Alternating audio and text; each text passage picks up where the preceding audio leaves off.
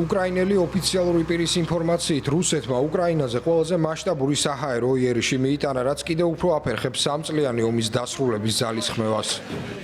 უკრაინის საჰაერო ძალებში აცხადებენ, რომ გასული 24 საათის განმავლობაში რუსეთმა უკრაინის წინააღმდეგ 527 საჰაერო საშუალება გამოიყენა, მათ შორის 477 დრონი და 60 სხვადასხვა ტიპის რაკეტა.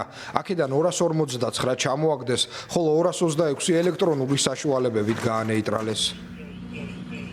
თავდასხმის ადგილებზე მობილიზებული იყვნენ საგანგებო სამსახურის წარმომადგენლები. ჩერკასის ოლქში ქალაქ სმილაზე მიტანილი იერიშის შედეგად 6 მშვიდობიანი მოქალაქე დაიჭრა, მათ შორის 1 ბავშვი.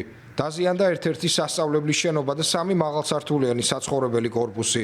საგანგებო სამსახურში აცხადებენ, რომ 70 ადამიანია ევაკუირებული. 1 მოქალაქე ლიფტის შახტიდან გამოიყვანეს.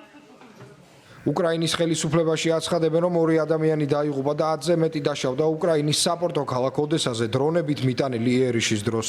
ადგილობრივი საგანგებო სიტუაციების სამსახურის ცნობით, ერთ-ერთი დრონი 21 სართულიან შენობას შეეჯახა, რის შედეგადაც 3 სართული დაზიანდა. მცხოვრებლები შენობიდან გამოსვლას ვერ ახერხებდნენ. ოდესის რეგიონის გუბერნატორის ოლეღ კიპერის განცხადებით, თავდასხმის შედეგად დაიღუპა 1 ოჯახის 2 წევრი.